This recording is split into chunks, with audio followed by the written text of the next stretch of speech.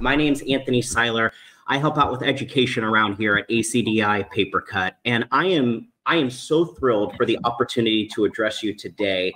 I have a chance to attend and lead a lot of webinars, but I'm probably most excited about today for a specific reason. But before I formally introduce my guests with me, allow me to just set the stage for a moment and give a little bit of context. We at ACDI are doing education in October. And someone asked me this question last week. They said, education in October? Really? Typically it's June and December. And what I said to them, I said, 100% we're doing education in October. And this is why.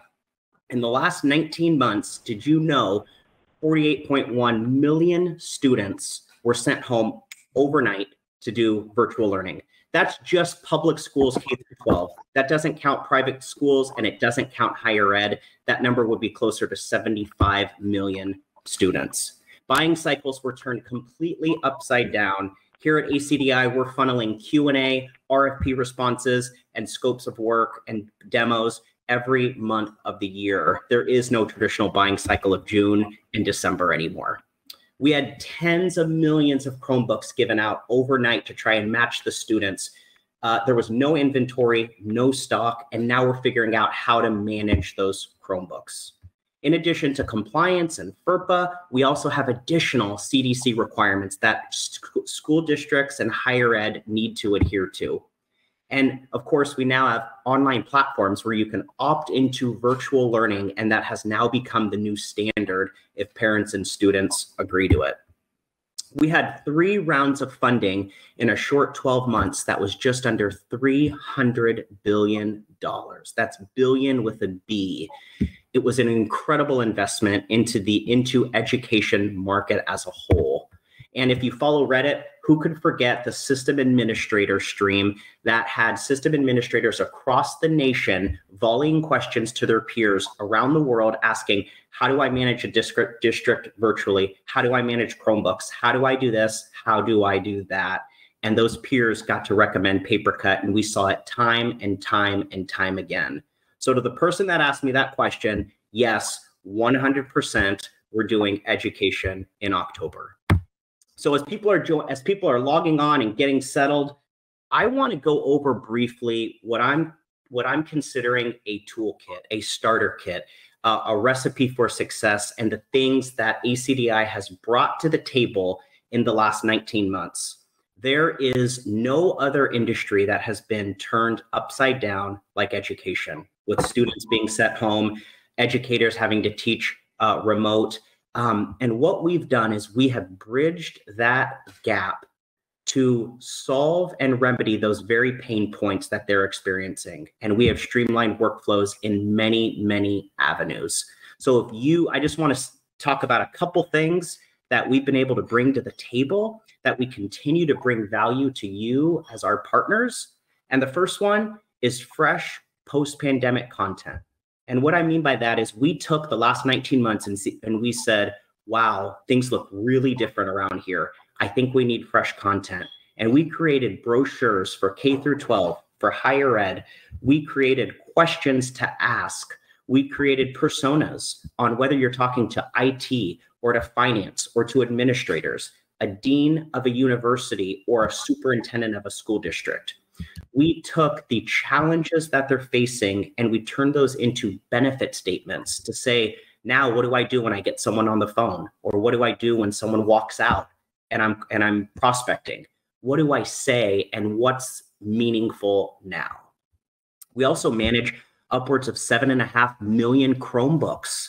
And that if you stack those side by side, that goes from New York City to Miami, just to give you a visual. And that number's encroaching on 8 million and grows daily. And who knew off-network printing would be the hero of 2020 last year? Print Deploy continues to save the day in the ability to manage, configure, and deploy print drivers from one central location, making it seamless and easy, something that used to be a daily angst. And then CDC, FERPA, regulatory compliance, all the things that just you got to adhere to keep kids safe, faculty safe, and to keep document and records secure was all solved with Find Me printing. And we got to truly handhold educators through some of the most tumultuous times to lead. We hosted seminars on COVID funding, which we'll talk a little bit about today, but we hosted on what does the money look like, how to use it. We had team training with teleprospecting scripts on arming you in what's relevant in today's marketplace. And we helped navigate the cloud migration. And if you have not looked at PaperCut Hive on how to transition school districts from on-prem to cloud, PaperCut Hive is seamlessly bridging that gap. And what a wonderful talk track to bring to IT directors, where this was just an idea a couple years ago, and now we're bringing that to fruition with PaperCut Hive. We had a superintendent's roundtable where we got to ask some hard-hitting questions, and we got to handhold these executives through a difficult time in leading. And I will always say this on every call, we are not expecting you to be the expert. That's why we try to do the heavy lifting in creating the collaterals and the documents to make your life easier. And I'm the first one to say, I'll ride shotgun on any calls that you schedule. And I'm certainly happy to do so. This is just a sampling of what we've brought to the table and continue to bring. And if you are like, hey, I know of a couple of these, but not the rest, oh my goodness, please get with your RSM, your solutions architect, and let's do something in the coming weeks to talk about how we can continue to bring value and be relevant to our customers as we call on education together. All right, so this is what you all joined for, but I want to just make a mention to being a true lifelong learner. And so what I mean by that is I encourage you, and by the way, ACDI here, our core values are the acronym of ACDI, and the C stands for challenge yourselves. And so what I'd like to do is challenge each one of you who are listening to grab a pen, grab a notepad, just like I am, and sit back and become a lifelong learner, because I've got some friends with me today. These are the who's who of education, and these are experts in their craft, niche in their skill set, and have graciously joined us this afternoon. So I'm thrilled to allow them to answer some hard-hitting questions. So first, we have Stephanie Kier, PhD, and she is the National Government and Education Manager for all of Konica. She's been with Konica for over 11 years and also a professor by night at New York University. Fun fact about Stephanie, when she's not teaching or running education for KM, she loves to scuba dive. Stephanie, thank you so much for being with us this afternoon. Thanks for having me, Anthony. Yeah, you bet. Next up, we've got Jason Ernst, who's the Director of Professional Services for all of Sharp Business Systems. So Jason has been with Sharp for over, I think, 15 years now, highly skilled and experienced in B2B technology solutions, and currently leads the software application practice for all of Sharp in the US. So Jason, thank you so much. We appreciate you having you here. Thank you. You're very generous. Thank you. Yeah. You bet. And to round out this group, we have Debbie Oliver, who graciously is joining us from vacation. So we thank you for that. She is the Senior Industry Consultant for all of SLED nationally, joining us from Lexmark. Debbie has had 25 years of year-over-year success, and 22 of those years at Lexmark specializing in K through 12. So Debbie, thanks for being here. Thank you. Yeah, you bet. You bet. So here's what I'd love to do. We have 12 questions that were from the entire continuum and a sampling of people that sent them in, and I queued a few of them. And so we've got 12 questions. I'd love to cover them all. And what I'm thinking is we'll start general, we'll move to a little bit more niche, and then a couple foreshadowing questions on what's on the horizon. So what I'll do is I'll call on each of you as we run through them. I have the questions on the slide deck for those who are just paying attention, but I've got my pen, my notepad, and what I would encourage the three of you, is if you have any piggybacking thoughts off of another, please. This is a choose your own adventure novel, and we're just here to have fun and grow at the same time. So we really appreciate it. Stephanie, if it's okay, I'd love to start with you. We got this question in, and it's centered around the challenges. And the question is, what are the challenges you are seeing both in both small and large educational opportunities? And are there shifts in the industry you're noticing? And has COVID, if any, shaped this at all? I'm curious on your thoughts. Right. So the short answer is yes. Thank you for coming to my TED Talk. The longer answer is yes, of course. There's shifts in the industry. So what we're seeing is, and really due to COVID and everything that's happened with this pandemic and being in this, I don't even know. Are we post-pandemic? Are we still in it? I have no idea where we are specifically. But number one, I would say for educational institutions, because of all of this hybrid types of learning that we saw and now going back into the classroom, is cybersecurity. So everything going into the cloud, everything being remote, hybrid learning, flexibility with teaching. Plus, there's more technology in the classroom now than there was before, right? And there's less staff. So at the district level, the staff are probably the first to be let go, and they probably need help outsourcing, right? And so it's easier also for them to outsource as well. They don't have to pay benefits. They don't have to hire somebody full time. It's just ends up being a number that they pay, and that's it, as opposed to having an employee. So they have a tendency to let people go. So there's more technology and less staff. So they need people to manage devices, specifically within K through 12 we're talking now. Skilled personnel, also important. On the higher education level, it's some of that, but it's also really about creating, sustaining, so aligning their IT and other investments with what the priority is for the institution, and innovating. So it's not about doing things differently. So that's simplifying. Innovating is about doing different things, right? And so today, innovation is probably focused on students more within higher education. So creating a student services ecosystem to support the entire student lifestyle. That's probably really, really important. So meaning when we're talking about the life cycle of it, retention, completion, and everything from enrollment to alumni, right? Yeah. Something that's using that technology, data, and analytics really to have a better type of experience. So this drive to DX, this drive to digital transformation. So as far as IT roles, CIO roles, those types of things, there's either a reinforcing of IT roles being integral to an institution, or repositioning and reinforcing of the role of IT leadership is really being integral, and not just, thought of as just help desk anymore and just on the side anymore, like really important. And we've known this for a while, but either reinforcing that or institutions aren't doing that, repositioning it. Because I think we saw a lot of that with everything going so digital so quickly with the pandemic, that this has become really, really important on the higher education side as well.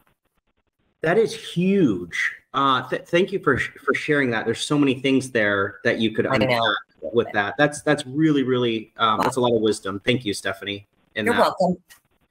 Debbie, I'm curious. Let's bounce to you. This is just the idea of starting almost general. Say I'm a newer rep. I'm newer to my role, but I want to jump into education. How do I sell into schools, and what's that, starter kit, if you will, for education? So typical of a salesperson, you want a silver bullet. And there are no silver bullets, because if there were, we wouldn't be doing this. So you're a new rep, you want to sell into education, you have to understand the ecosystem of the school district you're calling on. So you want to do your homework like you would in any other job about that school district. Now you have to remember some general things. There are competing agendas in a school. You have to decide which agenda is the one that you need to work with. So I always try to tell salespeople, particularly in the business we're in, once you call on the business manager and you've told him how much you're going to charge per page, you need to move on. You have to have an advocate. The advocate is more likely going to be a CIO or director of instructional technology. It could be the director of special ed. You have to understand the ecosystem of the school district. As I said, the business manager, he's got the cost per page. Then 5 years from now, somebody else will have a lower cost per page. So you have to offer value add to whatever you're doing at that school district. The other thing you have to remember is follow the money. So when all of this money came from the government, the greatest percentage of the money goes to a Title I school. A Title I school is a school that on the 100th day of registration, 56% of the children live on or below the poverty level. So you're going to call on the district, but you want to call on the district that has the most Title I schools because they got the most money. And I will also tell you that when it comes to selling solutions or your value add so you can prove why they shouldn't get rid of you when someone else has a lower cost per page, excuse me, that value add is what's going to make you sticky. And then to piggyback on what Stephanie said, always have security as part of your conversation. It could be equipment security, it could be cybersecurity, but you need to understand document security. So having that PaperCut person with you would be an important person to help you make that call. Debbie, that's incredible. I mean, competing agendas, creating the value add, Title I schools, there's just so much there. Thank you for that. That is huge. I can't write fast enough here. Jason, I'm curious on your thoughts. I've got kind of a two-parter for you, if you will. So as we know, education is its own kind entirely. The question is, how is it different from any other type of enterprise sales opportunity? And say I'm a rep looking to add or earn education into my territory list. Can anyone in your organization sell into school? Or how do you delineate the break-off between geo and an education expert?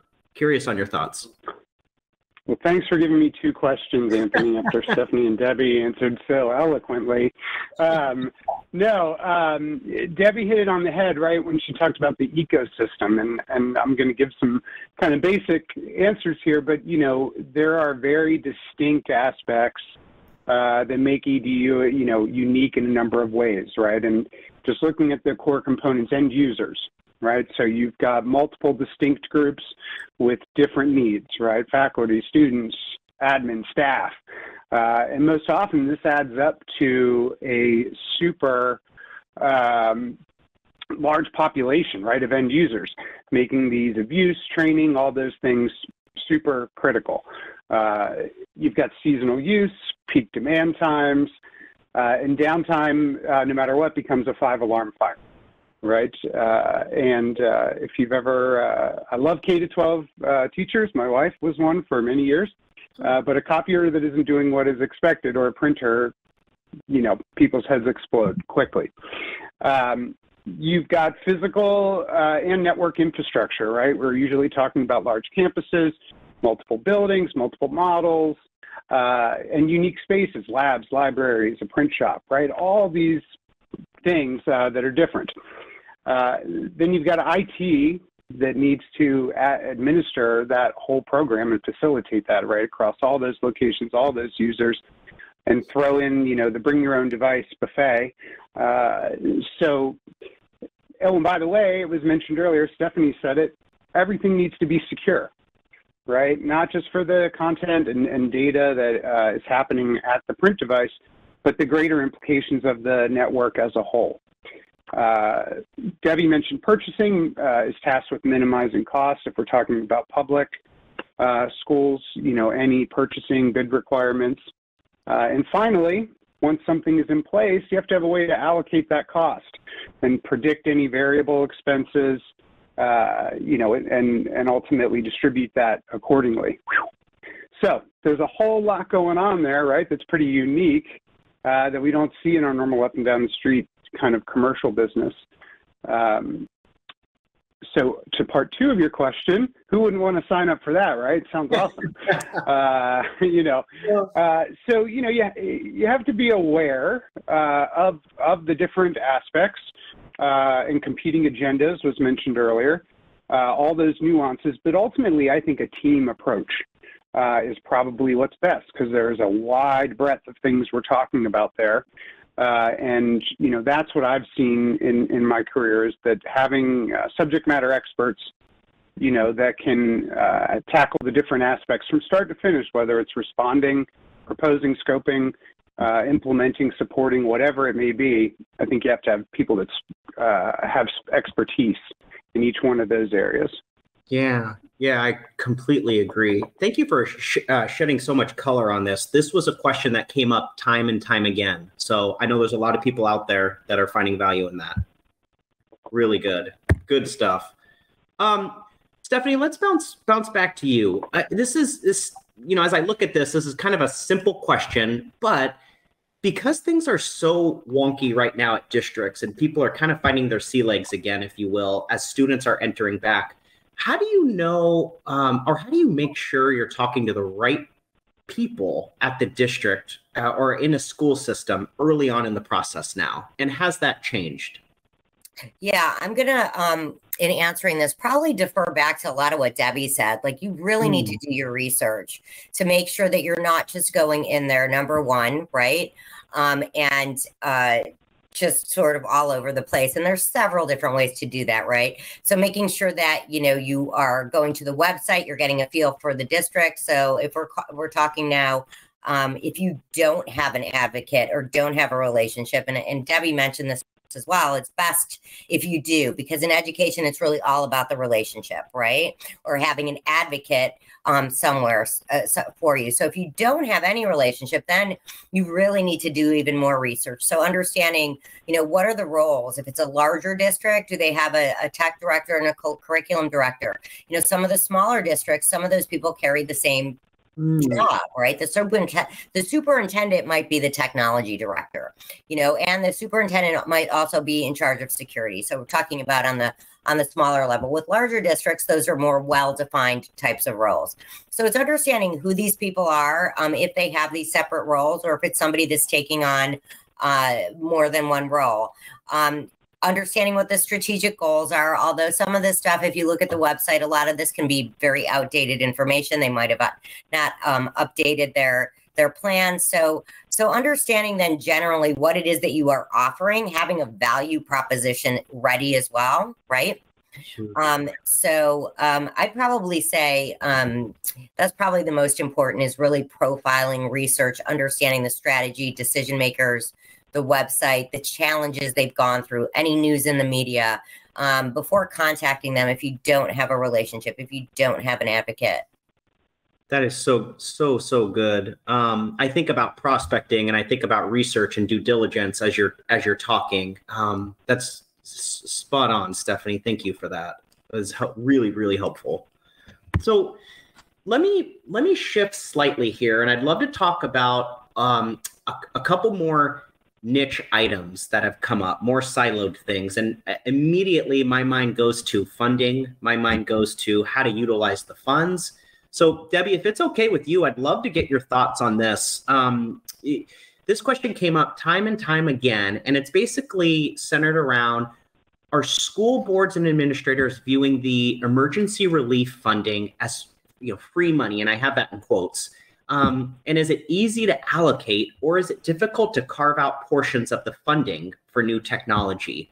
And we've really had some conversation around this as we've talked to CBOs and superintendents. And I would love to get your thoughts on how you've been able to decipher some of this information. So it is a good question, Anthony. And here is what I've discovered. Number one, with the third round of money, the most recent one, there weren't as many rules around how they had to use the money as there were in the first two funding groups. There was one rule, 20% of it had to be spent on learning loss. Yep. And they were encouraged to spend the money on redoing their HVAC systems, all of that to help people stay safer and breathe cleaner air. Yeah. But here's what I found out. All these guys already had a long list of what they wanted, even before COVID, and trying to figure out how to budget it and stretch the money and get this done. COVID comes along, it exacerbated everything. It brought everything to the forefront. All the kids who didn't have access to the internet, all the kids who didn't have any food to eat, all of the basic needs of kids that had to be served. So they already had a list of what they wanted. Now we're in COVID. They figured out that their infrastructure was completely overwhelmed. And then there were digital resources that they needed. So I don't think it's been difficult for them to figure out or carve out what they were going to fund. I was talking to a CIO recently who was thrilled because now he gets to get a learning management system that he's always wanted. And they got to redo their network, their whole infrastructure, because now they have the money to do it. Superintendent of business, how is he going to use the relief funds? If he's a good superintendent, then he listened to what everybody wanted. Nobody took the teachers out of the equation, as they tend to do when they're just making purchases. Oh, they're going to love this. Well, maybe they aren't going to love this. So I think they got everybody involved. But I also had a really interesting meeting recently with 3 different school districts all together in the same room. And one school district brought a CIO and the director of infrastructure. They did not want the same thing. They were not interested in the same things. One was interested in the larger picture of what he can do for the students technology-wise. The other person was more interested in how to make it work within the school district because he didn't have as much resource as he did before COVID. So what I tell you is they already knew what they wanted. They just now have the money to get it done, with a few caveats of learning loss, helping teachers collect more data, et cetera, et cetera. Yeah, that's really good, Debbie. I noticed in the American Rescue Plan, so the last one, that you're right, there was less stipulations and less fences around what you could use it for. And there was so much, I think people were kludgy in a sense of what to use it on or how they would get reimbursed. And I saw the U.S. Department of Education put out something a little while ago that was 20 ways you could utilize this. And between, our solution and your hardware, number 13 and 19 we played in, which gave a little bit of direction, which was helpful. So, right. Yeah, really, really good stuff here. Jason, I am curious on your thoughts, specifically around print deploy. We talk about we talk about how it saves time, and I'm just curious your experience on how print deploy saves a school district time. I love this question. It's a softball. Thank you. Yeah. And I'll answer it more generally and sort of categorize this into a tool that saves IT admins time, right? I never talk to an IT admin that is, looking for something to do, twiddling their thumbs, waiting for the next angry help desk call. And it's especially true when it comes to anything print related. I don't know what happened somewhere in the past, but IT admins everywhere are, united in their hate for print. But at the end of the day, anything that centralizes the management, not just with respect to the MFPs, but now we're talking about workstations, right? So we're exponentially increasing what this tool can do for them. So even though the benefits are transparent to the end users, the IT admin gets it, and when something just works intuitively, and reduces help desk calls, everyone wins. So just if you're not familiar with the tool, driver distribution, making it centralized, making it much easier at the workstation level. For me, you're doing yourself a disservice if you're not talking about this every time when you're talking about a large fleet or a diverse population, because IT doesn't always have the ability to say yes, but they almost always have the ability to say no. So it's a good feather in the cap. That's really good. I like how you said it was a softball, yet you add so many layers to it, which is really great to it. Yeah, make friends with IT. That's the. That's right. That's awesome. Yeah. Very, very cool. So, print deploy was something that became exponentially popular in the last 19 months. But I got to say, the number one feature of PaperCut was the idea of mobility print. And of course, centered around Chromebooks, the number one device in all of K through 12. And so, Stephanie, if you wouldn't mind, I'm curious on your thoughts, and if you can share how Chromebooks have changed kind of the virtual landscape and how important it is to be aware of this and especially manage them. Your thoughts on that? Yep. So, Chromebooks.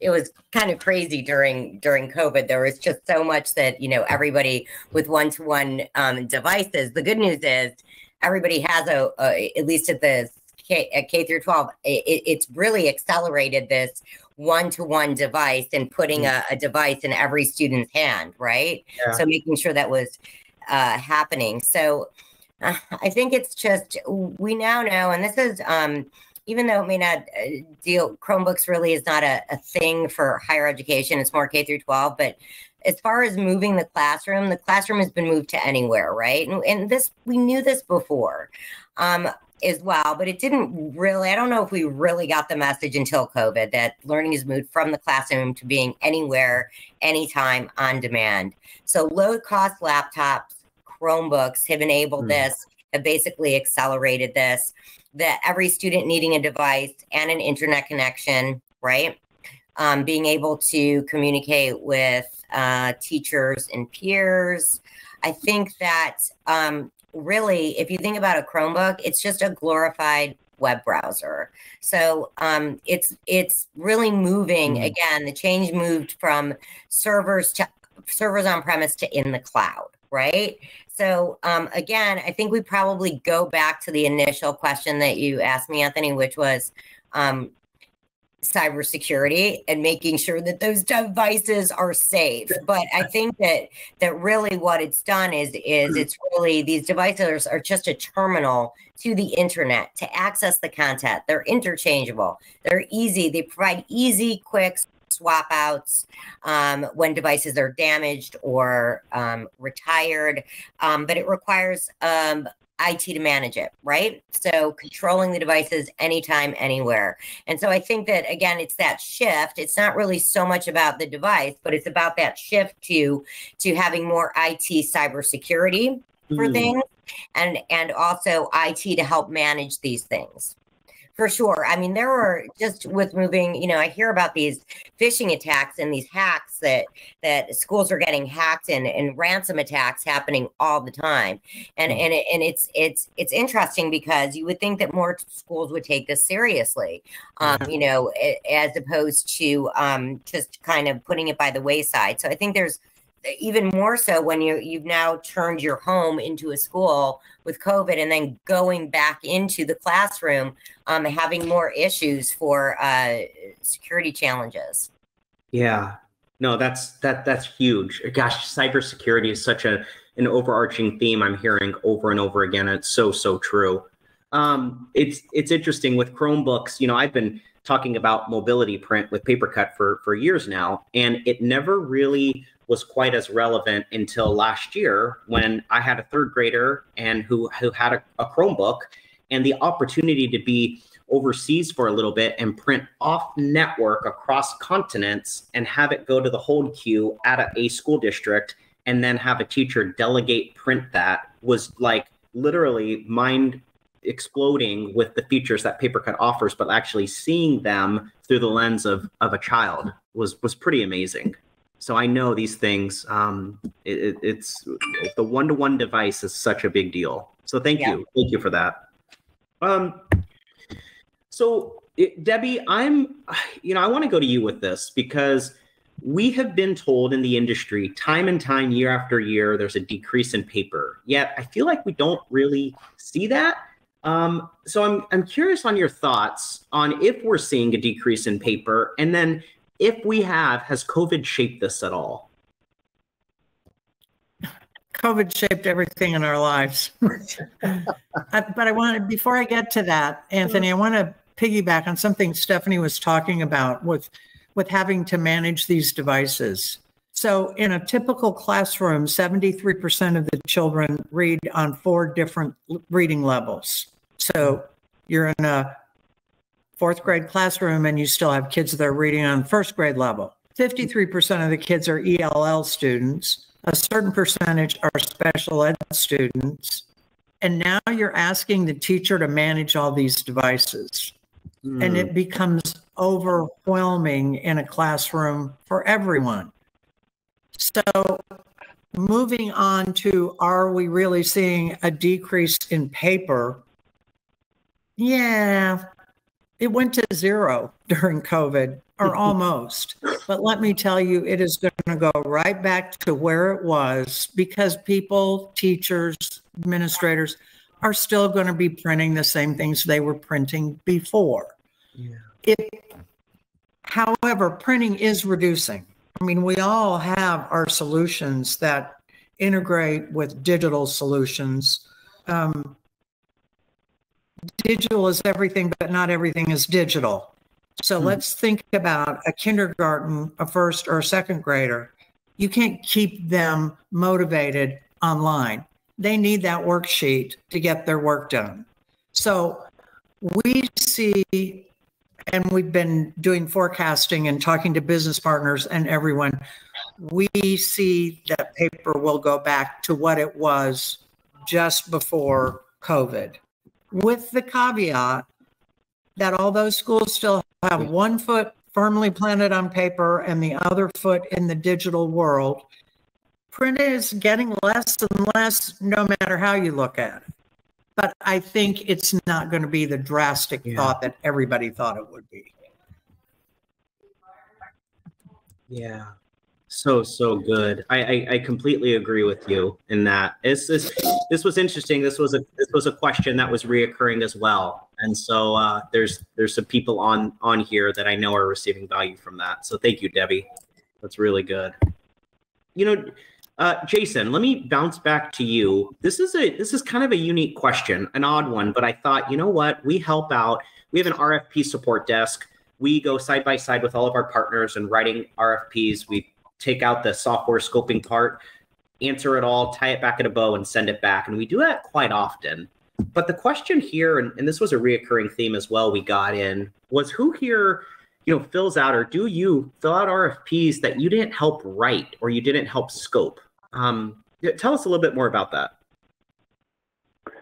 To respond or not respond, right? I've had some great arguments over the year on either side of this one. It's always an interesting debate. And obviously the ability to influence ethically, of course, requirements is something everyone hopes to be able to do. I read a sales book a long time ago, and I can't remember if it was Eads or who it was, but they call it creating the vision, right? And if you're not the one creating the vision, you're column fodder. You're saying, yep, I can do that too, and checking the boxes. And there's some stats in that book, and 98% of stats are made up. But it says about the win rate when you're not the one creating the vision. And what they say is, you have to change the vision then, right? And that's how you can win. So, for me, the litmus test is, can we add value, right? So looking at it, looking at the requirements, regardless, and I don't necessarily have a conspiracy theory that a vendor has written every requirement of an RFP, but there's definitely opportunities educate and advance, right, and influence, share ideas, and just focus on what they want to accomplish. And if you can add value and change the vision, I think that is what differentiates you. So that's sort of my litmus test when it comes to them. So it's funny, there is a bit of a art and science when it comes to these responses, and I've seen good, bad, and indifferent. But for me, that adding value is the key. That's so good, and changing the vision. Jason, what was the book you mentioned again, so everyone could hear it? I want to say it was New Solution Selling by Keith Eads, which should now be called Old Solution Selling, because I don't know how long ago I read that. But there's some very interesting stuff. You know, if I think of it, if I find what it was specifically, I'll get it to you. That'd be awesome. Yeah, I'd love to just have it as a link for people. You know, there's people on this call, a lot of them are lifelong learners, and so they'll read books quarterly. They're always trying to be better today than yesterday, and so I think that'd be great in that regard. Thank you. We need the person who wrote the RFP in 1878 and is reissuing it for us to all answer to read that book as well. When it arrives on parchment, it's a good indicator. That's so good. When it's a scroll that you just roll out like this. Yeah, that's right. It's been rinsed and repeated a couple times. That's so true. Oh my goodness, so good. Gosh, Stephanie, let me go back to you. And this question came up because, I mean, hey, I work at ACDI. I talk about PaperCut day in and day out. I've drinking the Kool-Aid. I think it's incredible. My kids utilize it. I'm a parent of 2 kids in elementary school. I breathe education. But I'm curious from your perspective, the PaperCut brings tremendous value. We know it streamlines the processes. But in your words, how do you interpret and convey that message when talking to administrators?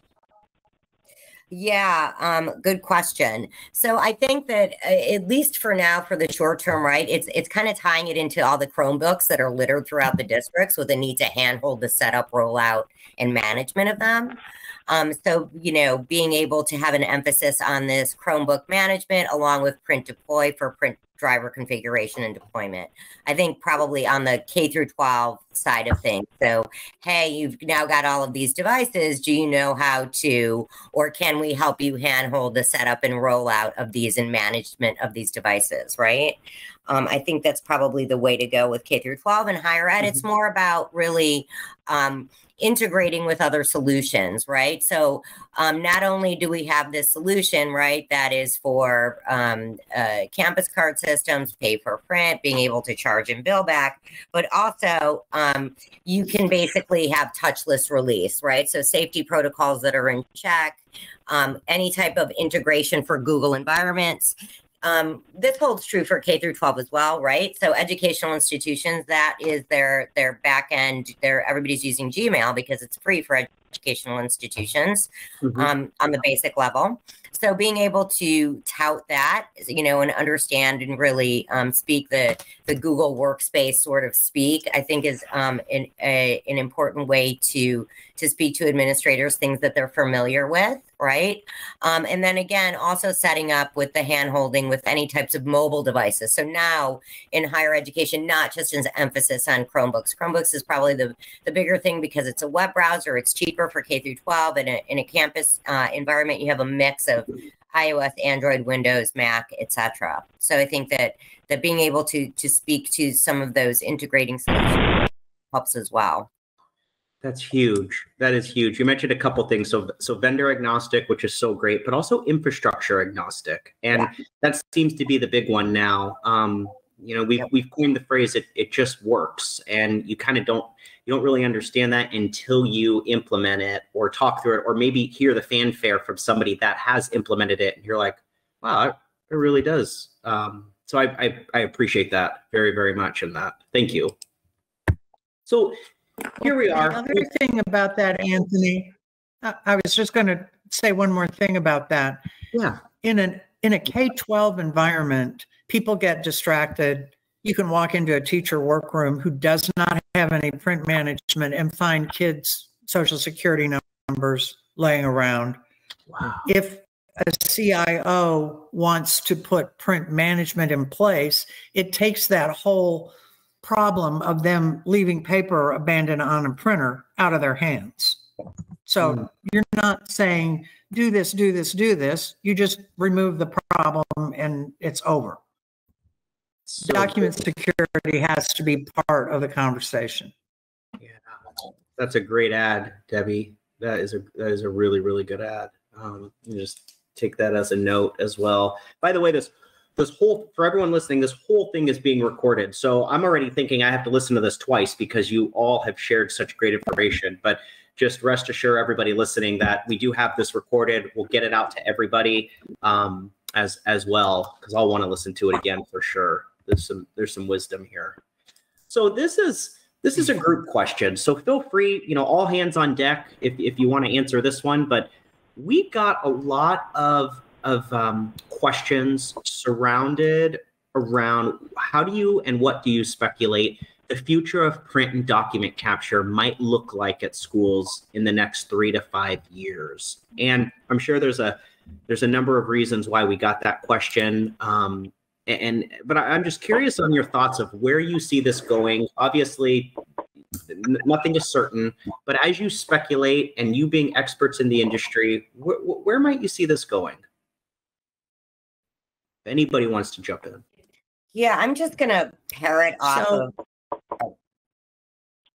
Oh, go ahead. So, Stephanie, go ahead. And then Debbie, I think I heard you next. Yeah, I was just going to parrot off of Debbie before, which was basically saying, I think she's absolutely right as far as even though print is decreasing, it's still happening, right? It's not going to zero after COVID. I mean, in addition to that, I think more and more digitized types of workflows, collaborative tools, I think are going to be huge, and important to have in your toolbox to be able to sell as far as that within the next 3 to 5 years.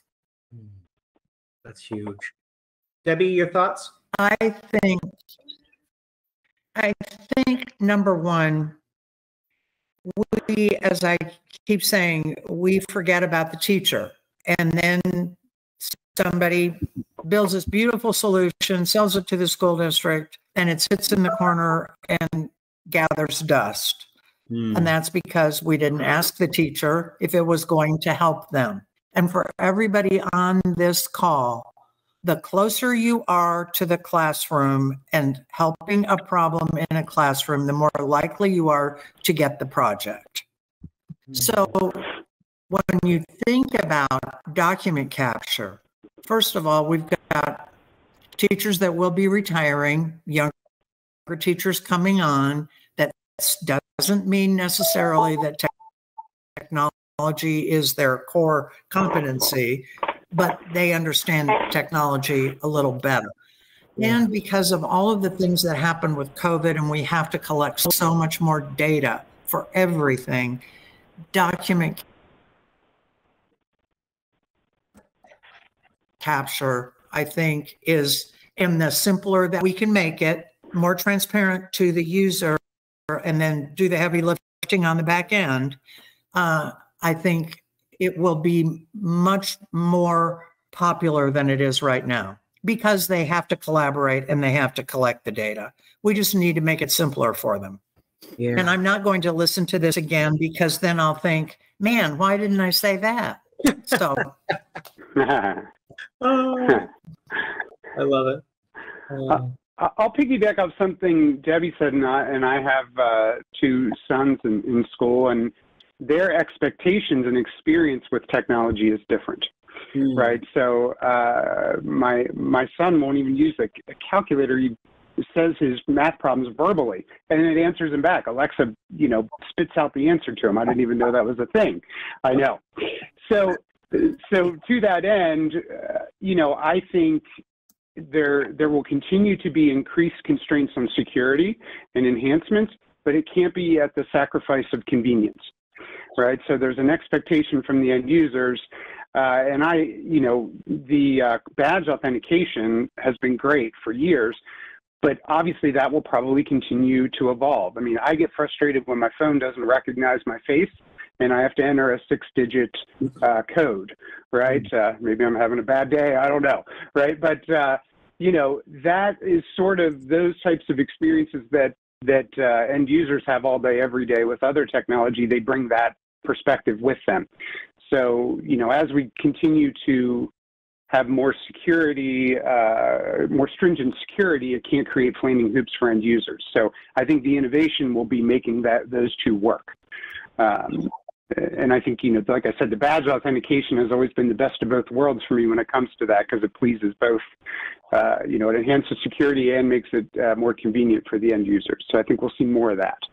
Yeah, that's good, Jason. And by the way, we've had our share of Alexa answers too. So that's I'm sure it's happening everywhere. I'm learning. Yeah, I'm trying to. Yeah. Me too. Well, I got to tell you, I mean, we're almost out of time. I have to tell you, this was absolutely outstanding. I took a page of notes here while I was trying to host, and I've got to listen to this recording again. But I am completely humbled, Stephanie, Jason, Debbie, that you would join us, that you would offer just wisdom to the people that are out there listening.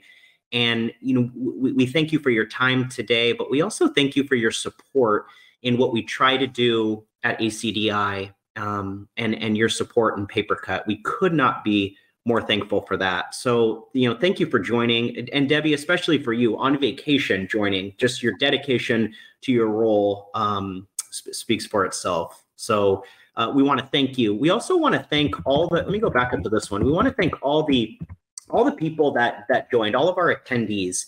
And just going back to what we try to do, our core competency at ACDI is meeting dealers where they are. Wherever you are in the continuum, we want to partner, we want to come alongside of you, and we want to do this together. It's uncharted waters, and we want to jump in a boat and ride with you. We don't want to tell you what to do. We want to journey alongside with you.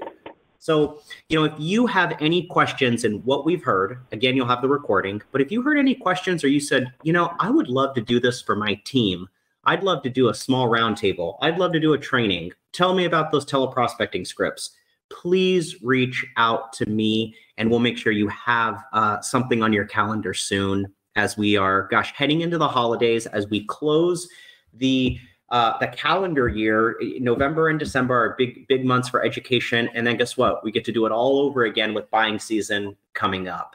So I want to thank you all for joining. As Jeff McWilliams would say, it's Taco Tuesday. So we're nearing lunchtime here on the Pacific side. So thank you for joining. Have a great rest of your day. And again, to our panelists, we appreciate you. Thank you.